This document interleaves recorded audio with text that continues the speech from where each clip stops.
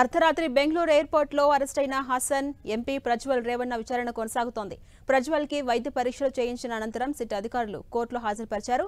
ప్రజ్వల్ ను మరింతగా విచారించాల్సి ఉందని సిట్ అధికారులు అంటున్నారు.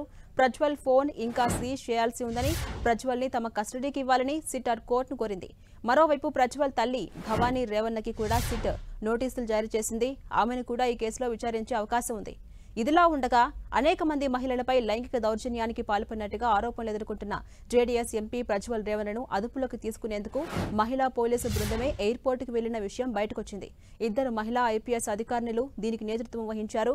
జర్మనీ నుంచి బెంగళూరు ఎయిర్పోర్టుకు చేరుకున్న ప్రజ్వల్ కు మహిళా పోలీసులు దర్శనమిచ్చారు. అనంతరం ఆయన్ను చుట్టుముట్టారు. అరెస్టు వారెంట్ చూపించి అదుపులోకి తీసుకున్నారు. అక్కడి నుంచి సిఐడి కార్యాలయానికి తరలించే క్రమంలోనూ ఆ జీపులో మహిళా పోలీసు అధికారిణులే ఉన్నారు. ఐపీఎస్లు సుమన్ డి పెన్నేకర్, సీమా లాట్కర్ల నేతృత్వంలో అరెస్ట్ జరిగింది. ప్రజ్వల్ను అరెస్ట్ చేయడానికి మహిళా పోలీసు అధికారులనే పంపించాలని నిర్ణయించామని, ఎంపీ పదవిని పలుకుబడిని అడ్డం పెట్టుకుని మహిళలపై బెదిరింపులకు పాల్పడ్డాడు కనుక ఆయన్ను అరెస్ట్ చేసే అధికారం కూడా ఆ మహిళలకే ఉందనే సందేశాన్ని ఇవ్వాలని అనుకున్నామని అధికారులు చెబుతున్నారు.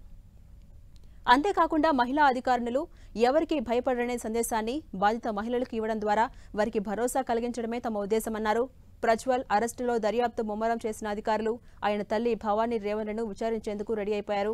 బాధితురాలి కిడ్నాప్ కేసులో భాగంగా జూన్ 1న విచారించబోతున్నట్టుగా ఆమెకు ఇచ్చిన నోటీసుల్లో పేర్కొన్నారు అధికారులు.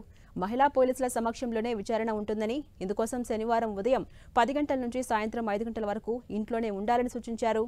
బాధిత మహిళపై ప్రజ్వల్ లైంగిక వేధింపులకు పాల్పడుతున్నట్టుగా ఉన్న వీడియోలో భవానీ రేవణ్ణ కూడా కనిపించారు. ఈ వ్యవహారంపై బాధిత మహిళా కుమారుడిచ్చిన ఫిర్యాదు మేరకు ఆమెపై కిడ్నాప్ కేసు నమోదైంది.